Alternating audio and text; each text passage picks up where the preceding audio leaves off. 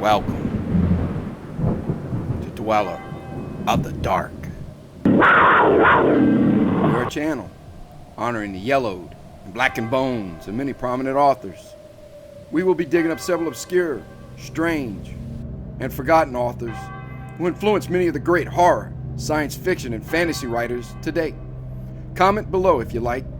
If you have authors that you'd like to see recognized, list them in the comments or contact our author page.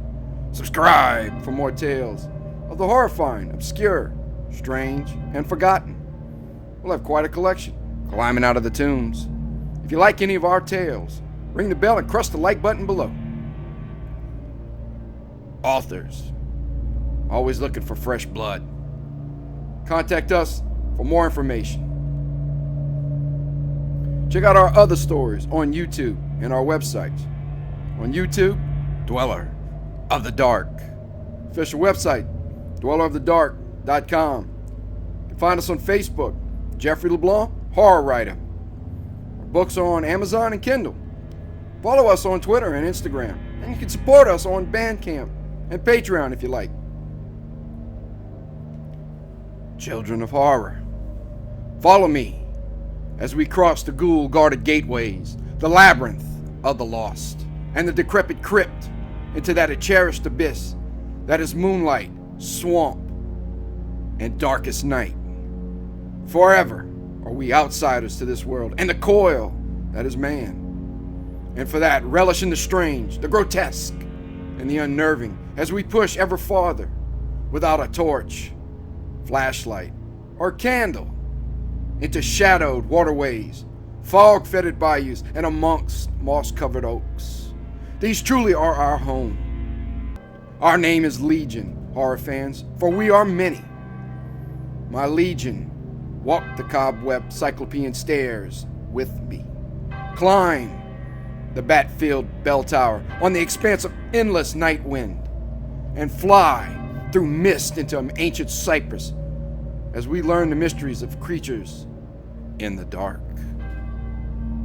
I promise, as we splash and lumber through the darkness to protect you from the ghastly ghouls within. Well, maybe. Civil War ghost stalks silently through moonlit forest. A horrific creature attacks a man's dead wife in the dark. And a soldier literally has his life passed before his eyes as he is hanged. These are just a few of the horrific stories by Ambrose Bierce. Ambrose Bierce was an American short story writer, journalist, poet, and Civil War veteran. He is the author of the comedic The Devil's Dictionary, which was named as one of the 100 greatest masterpieces of American literature by the American Revolution Bicentennial Administration. Bierce's most horrific and anthologized work, An Occurrence at Owl Creek Bridge, has been described as one of the most famous and frequently anthologized stories in American literature. His best collection, by far though, is Bierce's Tales of Soldiers and Civilians. It was cited by the Grolier Club as one of the 100 most influential American books printed before 1900. Bierce was regarded as one of the most influential journalists in the United States. He was a pioneer in realist fiction, influencing such authors as Richard Matheson, Edgar Allan Poe, and H.P. Lovecraft. And, just as Poe, Ambrose Bierce was considered an influential and feared literary critic. Ambrose Bierce's greatest story was his own. In December 1913, Bierce traveled to Chihuahua, Mexico, to gain first-hand experience of the Mexican Revolution. While traveling with rebel troops, he disappeared. He was never seen again. The Damn Thing is a horror short story written by Ambrose Bierce. It first appeared in Tales from New York Town Topics on December 7th, 1893. The story focuses on Hugh Martin, and the strange events surrounding his murder. Will anyone see their way to the culprit of Hugh Martin's inevitable demise? Or will the accursed thing blindside them as well? The Damn Thing by Ambrose Bierce. Chapter 1. One does not always eat what is on the table. By the light of a tallow candle, which had been placed on one end of a rough table, a man was reading something written in a book. It was an old legible, for the man sometimes held the page close to the flame of the candle to get a stronger light on it. The shadow of the book would then throw into obscurity a half of the moon, darkening a number of faces and figures. For besides the reader, 8 other men were present.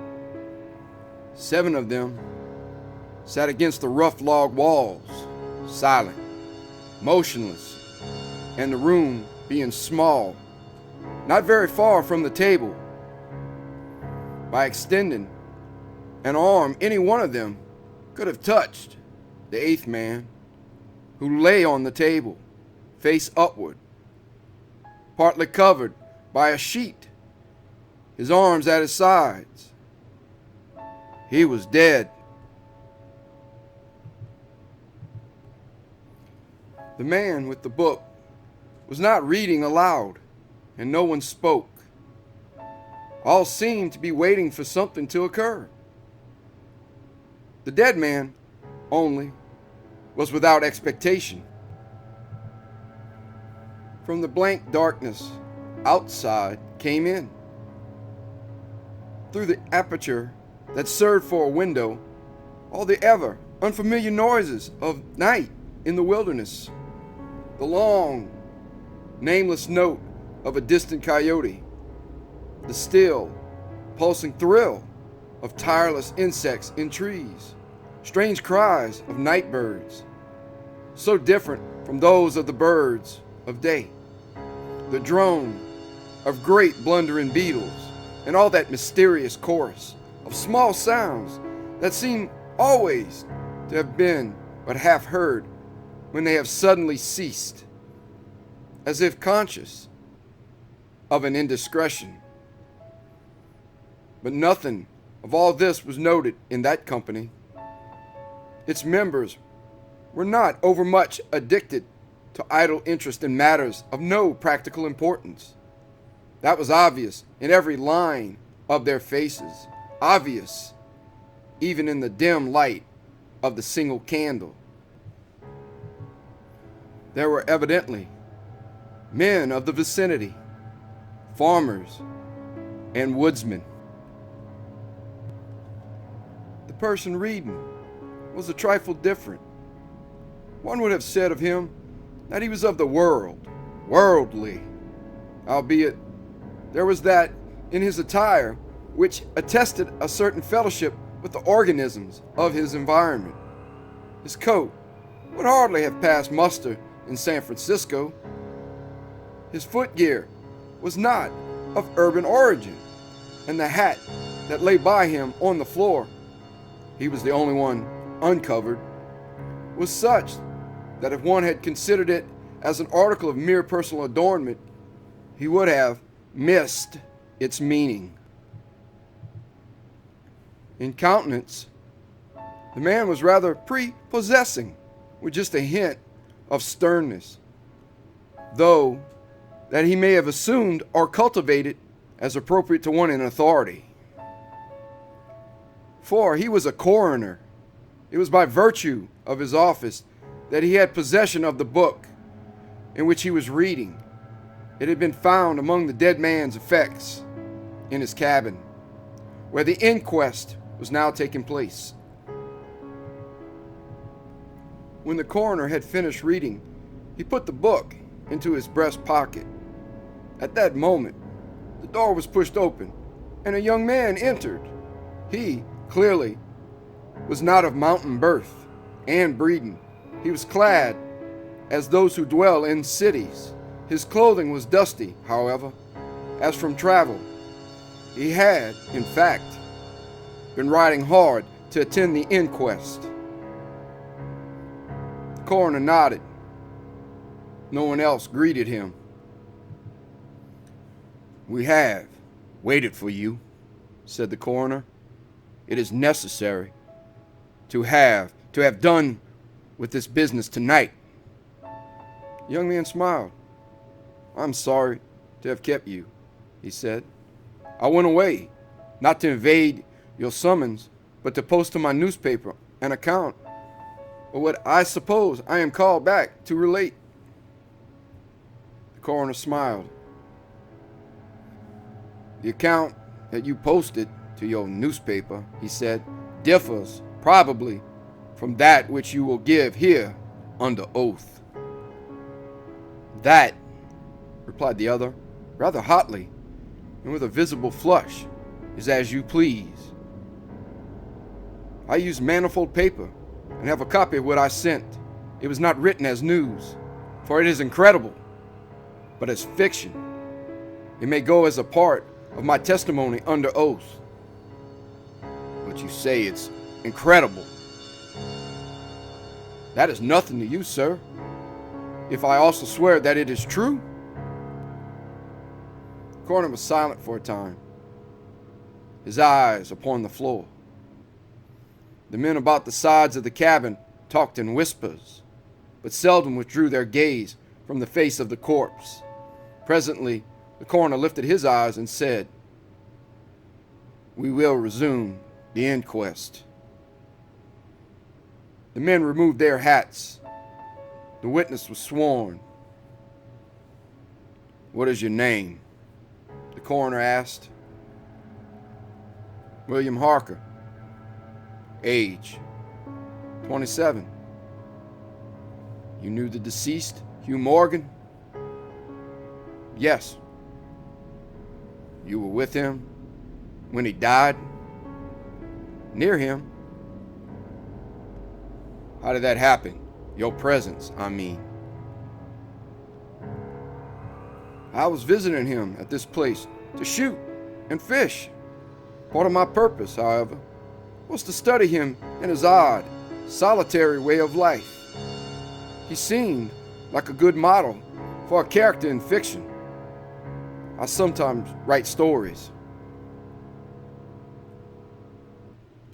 I sometimes read them." "Thank you." "Stories in general, not yours." Some of the jurors laughed. Against the somber background, humor shows highlights. Soldiers in the intervals of battle laugh easily, and a jest in the death chamber conquers by surprise. "Relate the circumstances of this man's death," said the coroner. "You may use any notes or memoranda that you please." The witness understood. Pulling a manuscript from his breast pocket, he held it near the candle and, turning the leaves until he found the passage that he wanted, began to read. Chapter 2. What may happen in a field of wild oats.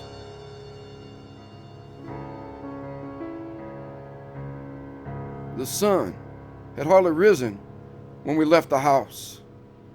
We were looking for quail, each with a shotgun, but we had only one dog. Morgan said that our best ground was beyond a certain ridge, that he pointed it out, and we crossed it by a trail through the chaparral. On the other side was comparatively level ground, thickly covered with wild oats.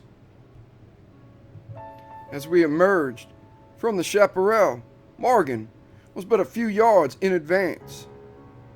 Suddenly, we heard, at a little distance to our right, and partly in front, a noise as of some animal thrashing about in the bushes.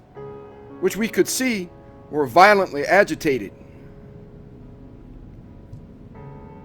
"We've startled a deer," I said. "I wish we had brought a rifle."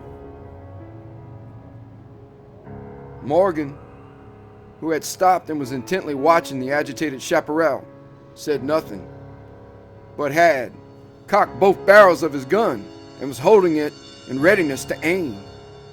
I thought him a trifle excited, which surprised me, for he had a reputation for exceptional coolness, even in moments of sudden and imminent peril. "Oh, come," I said. "You're not going to fill up a deer with quail shot, are you?" Still, he did not reply, but catching a sight of his face as he turned it slightly towards me, I was struck by the intensity of his look. Then I understood that we had serious business in hand, and my first conjecture was that we had jumped a grizzly. I advanced to Morgan's side, cocking my piece as I moved. The bushes were now quiet and the sounds had ceased, but Morgan was as attentive to the place as before. "What is it? What the devil is it?" I asked.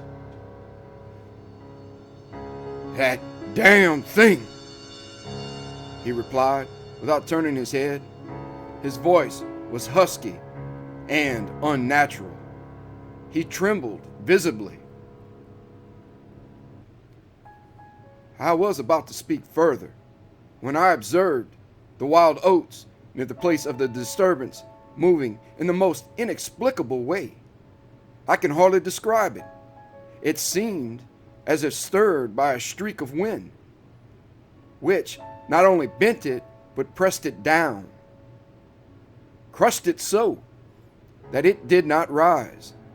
And this movement was slowly prolonging itself directly towards us.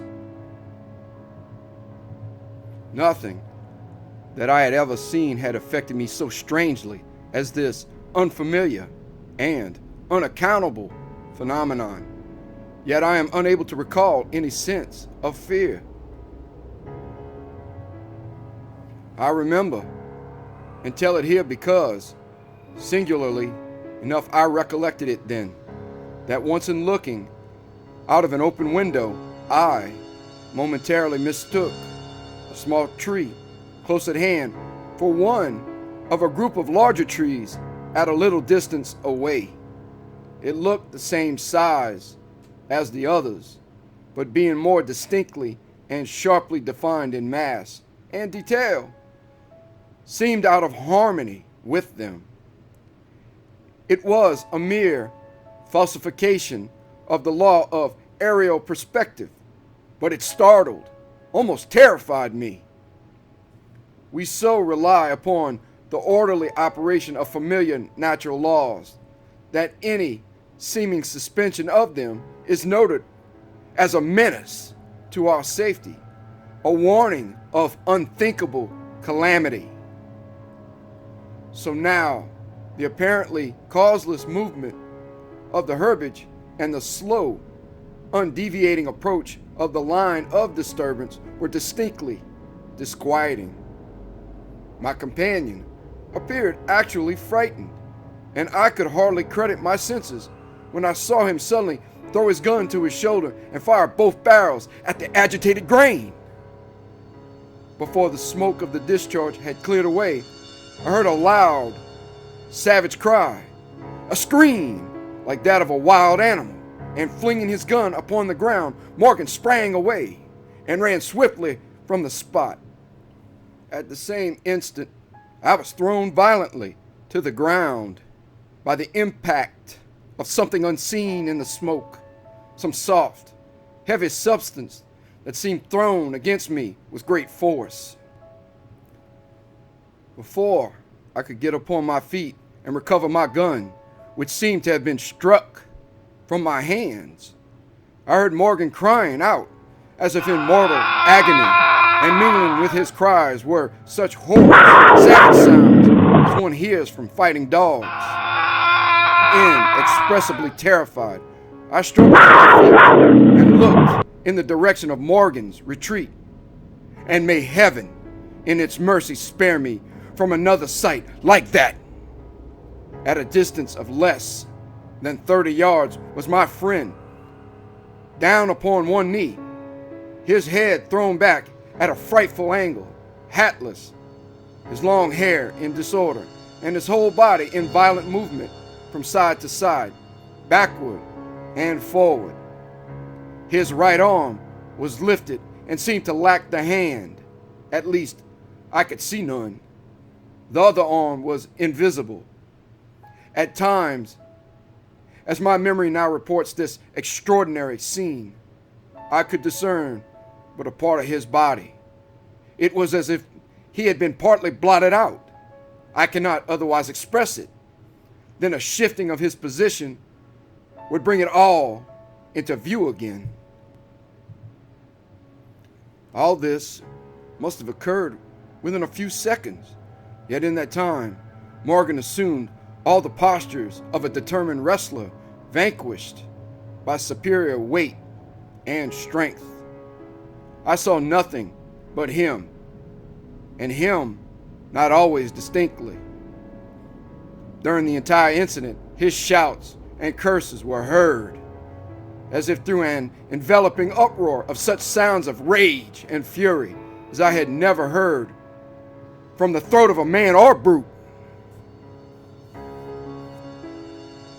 For a moment, only I stood, irresolute.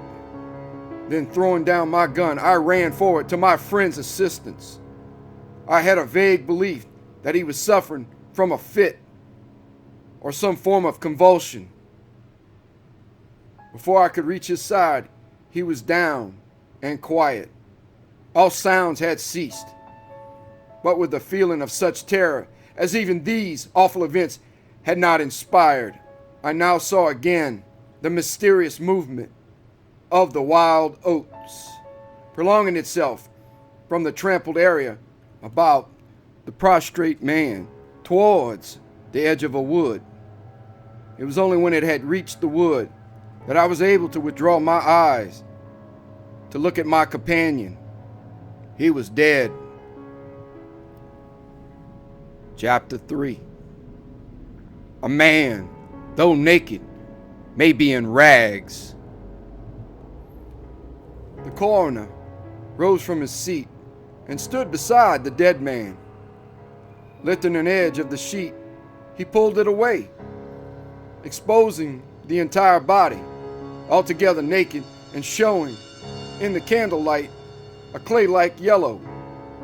It had, however, broad maculations of bluish black, obviously caused by extravasated blood from contusions. The chest and sides looked as if they had been beaten with a bludgeon. There were dreadful lacerations. The skin was torn in strips and shreds.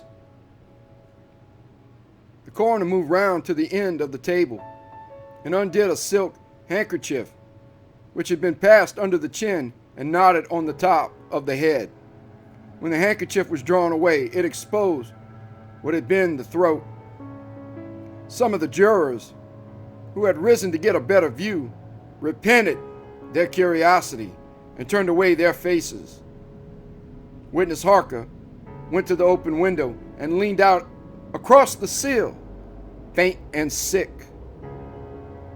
Dropping the handkerchief upon the dead man's neck, the coroner stepped to an angle of the room and from a pile of clothing produced one garment after another, each of which he held up a moment for inspection.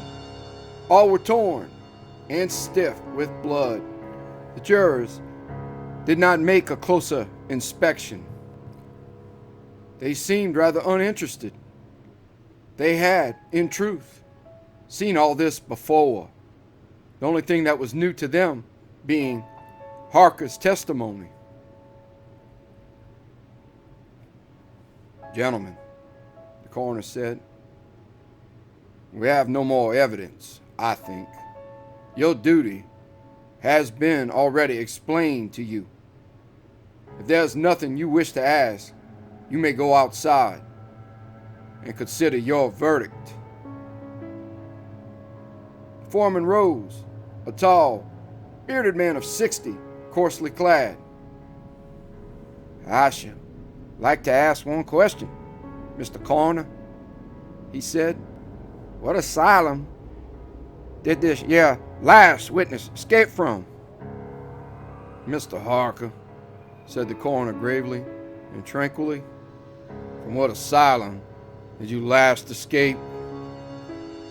Harker flushed crimson again, but said nothing, and the 7 jurors rose and solemnly filed out of the cabin. If you have done insulting me, sir, said Harker, as soon as he and the officer were left alone with the dead man, I suppose I'm at liberty to go? Yes. Harker started to leave, but paused with his hand on the door latch. The habit of his profession was strong in him, stronger than his sense of personal dignity. He turned about and said, The book you have there, I recognize it as Morgan's diary. You seem greatly interested in it. You read in it while I was testifying. May I see it? The public would like. The book will cut no figure in this matter, replied the official, slipping it into his coat pocket. All the entries in it were made before the writer's death. As Harker passed out of the house, the jury re-entered and stood about the table, on which the now covered corpse showed under the sheet with sharp definition. The foreman seated himself near the candle, produced from his breast pocket a pencil and a scrap of paper, and wrote rather laboriously the following verdict, which, with various degrees of effort, all signed. We, the jury, do find that the remains come to their death at the hands of a mountain lion, but some of us thinks, all the same, they had fits. Chapter 4. An explanation from the tomb.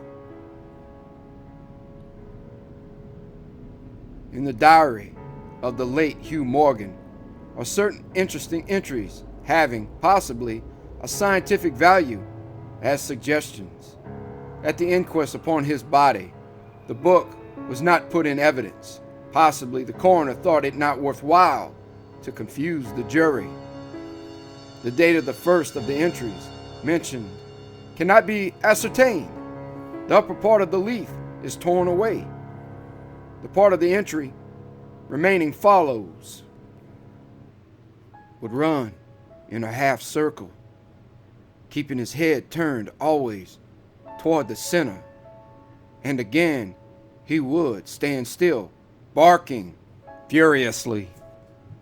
At last he ran away into the brush as fast as he could go. I thought at first that he had gone mad, but on returning to the house found no other alteration in his manner than what was obviously due to fear of punishment. Can a dog see with his nose?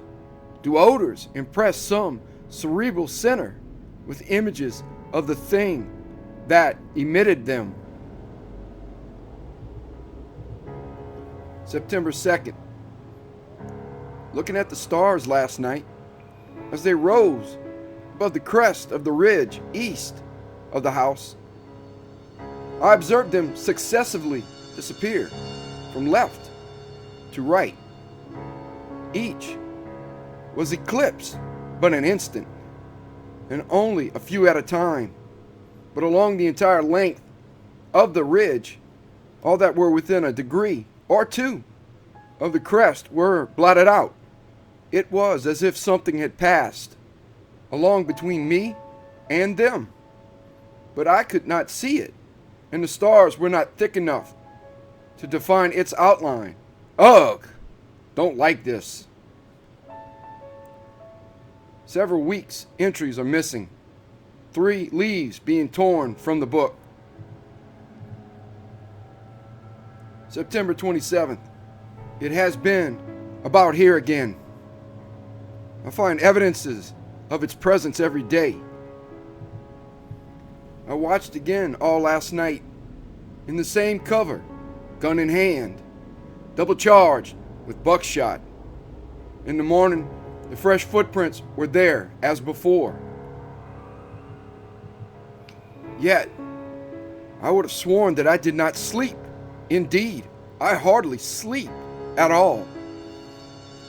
It is terrible, insupportable. If these amazing experiences are real, I shall go mad. If they are fanciful, I am mad already. October 3rd. I shall not go. It shall not drive me away. No, this is my house, my land. God hates a coward. October 5th. I can stand it no longer. I have invited Harker to pass a few weeks with me.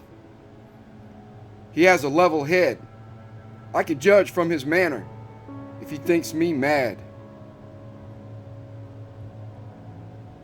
October 7th. I have the solution of the mystery. It came to me last night, suddenly, as by revelation. How simple, how terribly simple. There are sounds we cannot hear. At either end of the scale are notes that stir no chord of that imperfect instrument, the human ear. They are too high or too grave. I have observed a flock of blackbirds occupying an entire treetop, the tops of several trees, and all in full song.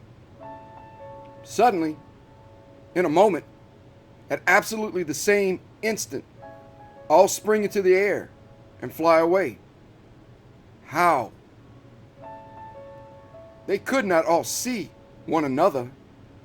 Whole treetops intervened. At no point could a leader have been visible to all. There must have been a signal of warning or command, high and shrill above the din, but by me unheard. I have observed, too, the same simultaneous flight when all were silent, among not only blackbirds, but other birds, quail, for example, widely separated by bushes, even on opposite sides of a hill. It is known to seamen that a school of whales basking or sporting on the surface of the ocean, miles apart, with the convexity of the earth between, will sometimes dive at the same instant, all going out of sight in a moment. The signal has been sounded, too grave for the ear of the sailor at the masthead and his comrades on the deck, who nevertheless feel its vibrations in the ship as the stones of a cathedral are stirred by the bass of the organ. As with sounds, so with colors.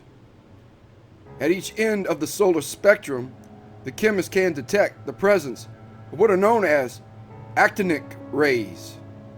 They represent colors, integral colors, in the composition of light, which we are unable to discern. The human eye is an imperfect instrument. Its range is but a few octaves of the real chromatic scale. I am not mad. There are colors that we cannot see. And God help me, the damn thing is of such a color.